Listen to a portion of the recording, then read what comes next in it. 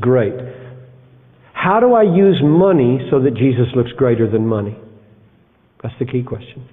How do I use my house so that it's more plain that Jesus is more precious than my house? More valuable than my house?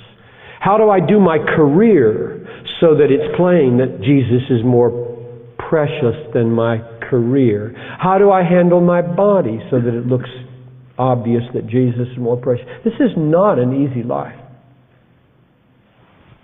Those are hard questions to even understand, and then even harder to live.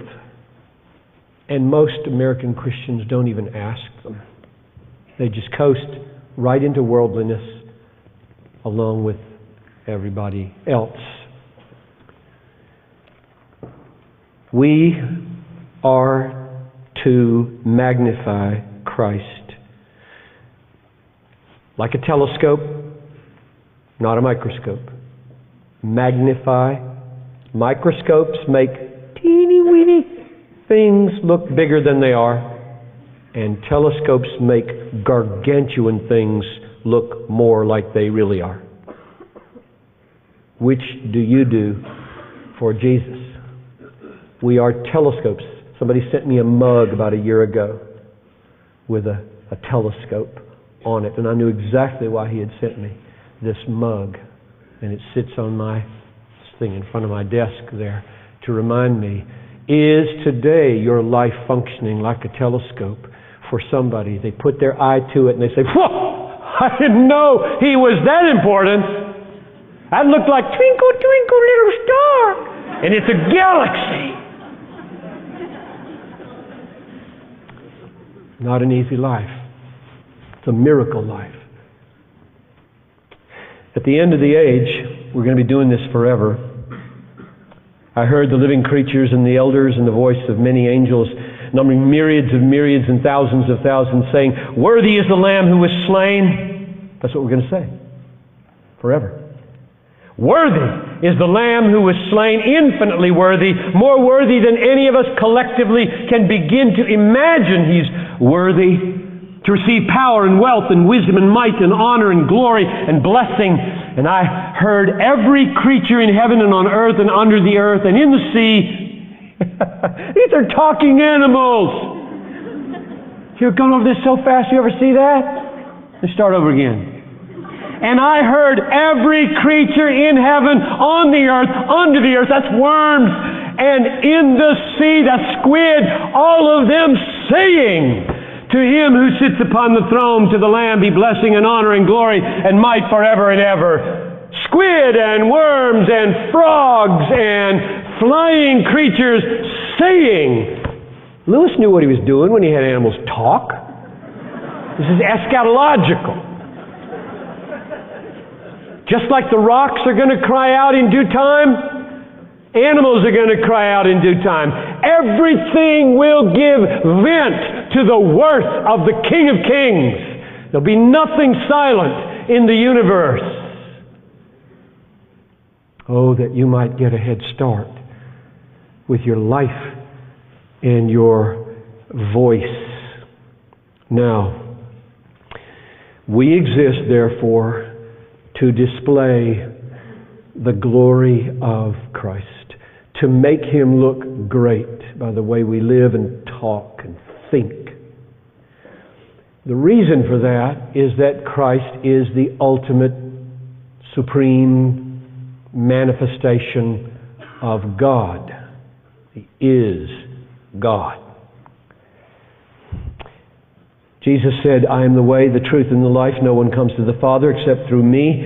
If you had known me, you would have known my Father. From now on you will know Him and have seen Him. And Philip said to Him, Lord, show us the Father, and it's enough.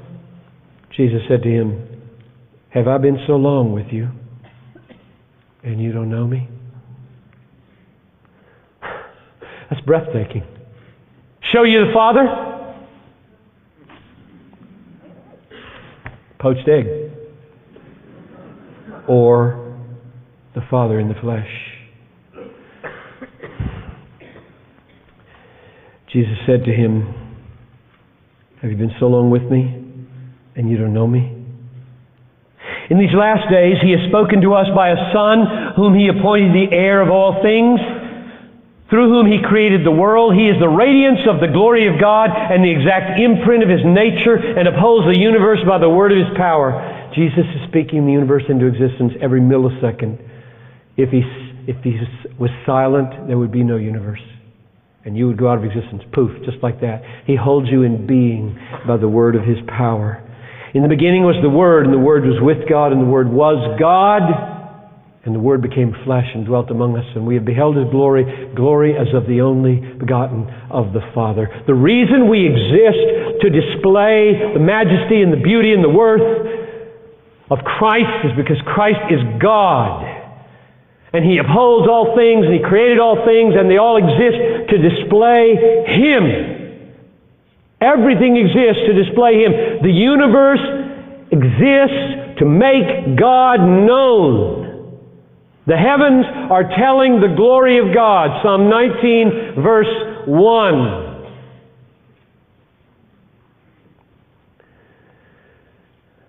Get the video set, The Earth, or the Blue Planet, and spend 8 hours worshiping. Did you know that there's a plant? You won't believe this. I don't believe it. But they said so.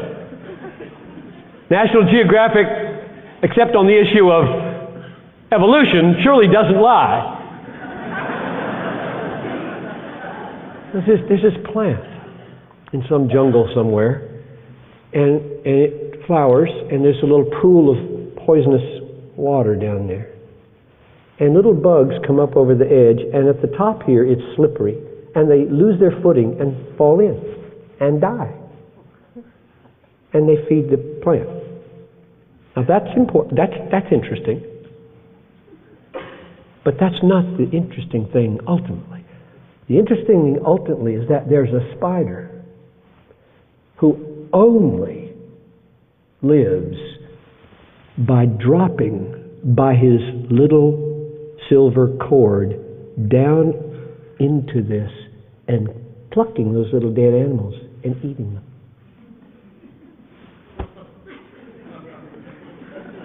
Let us all bow down and worship mindless matter and natural selection. And just, I mean, you just need to know where I'm coming from.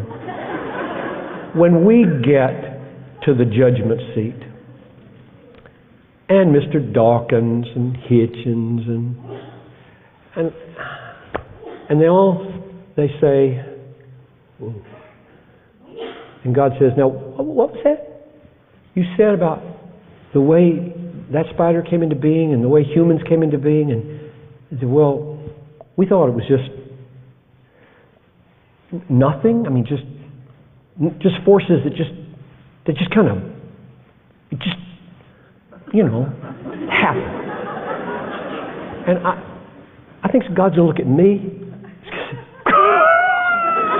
He's just gonna laugh, and the universe is gonna shake.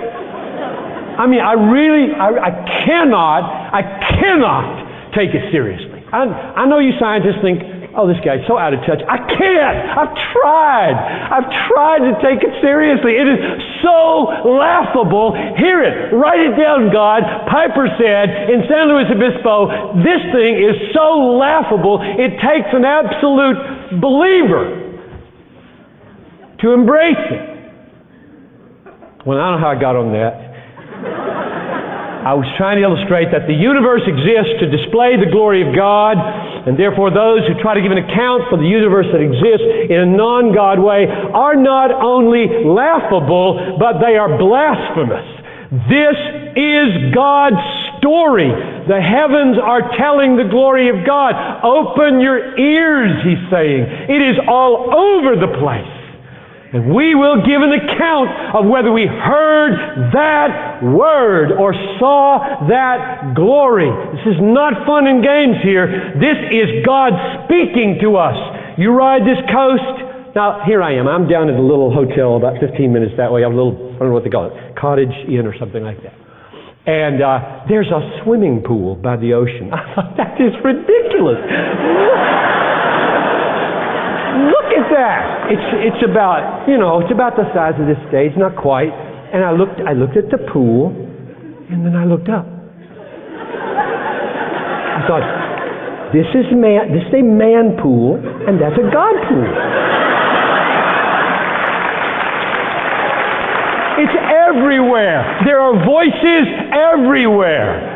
Just open your eyes and open your ears and pray for the Holy Spirit to give you a sensitivity of what the wasted life would be. Namely, a life that doesn't see it, a life that doesn't hear it, and a life that isn't shaped by the meaning of the universe to display the glory of God. We are being called to join Him in His own self-glorification. Now, that last statement is controversial, and I need to support it for just a few minutes. This idea that Paul has, that the unwasted life is a life in which he will, by life and death, make Christ look great because the universe exists to display God through His Son. That is not Paul's idea. That's God's idea for Paul, which means it's God's idea for the universe, which means God is very self-exalting. If God comes to you and you say to Him, "Why do I exist?" and He says, "To make much of me," you're hearing absolute truth. And people really stumble over this truth. You exist to magnify me. Go about it, and I will hold you accountable for whether you've done it or not. Text after text after text. Isaiah 43:6. "Bring my sons from afar and my daughters from the ends of the earth, everyone who is called by my name, whom I created for my glory." God created you for His glory, that is, to make Him look glorious. He elected Israel for His glory. Jeremiah 13:11. "I made the whole house of Israel and the whole house of Judah cling to me, that they might be for me a people, a name, a praise, and a glory." He saved them from Egypt for this same reason. Psalm 106. "Our fathers rebelled against the Most High at the Red Sea, but He saved them for His name's sake, that He might make known His power. He rescued them from bondage in Babylon with these words, 'For my name's sake I defer my anger. For the sake of my praise I restrain it for you. For my own sake I do it. How should my name be profaned? My glory I will not give to another.'" And He sends Jesus Christ into the world for the same reason, Romans 15:7. Christ became a servant to the circumcision to show God's truthfulness, and in order that the Gentiles might glorify God for His mercy. Christ came to earth that the Gentiles might glorify God for His mercy. Father, the hour has come. Glorify Thy Son, that the Son may glorify Thee. And He's coming back at the end for the same reason. 2 Thessalonians 1. He comes on that day to be glorified in His saints and to be marveled at by all who have believed. He's coming to be glorified. He's coming to be marveled at.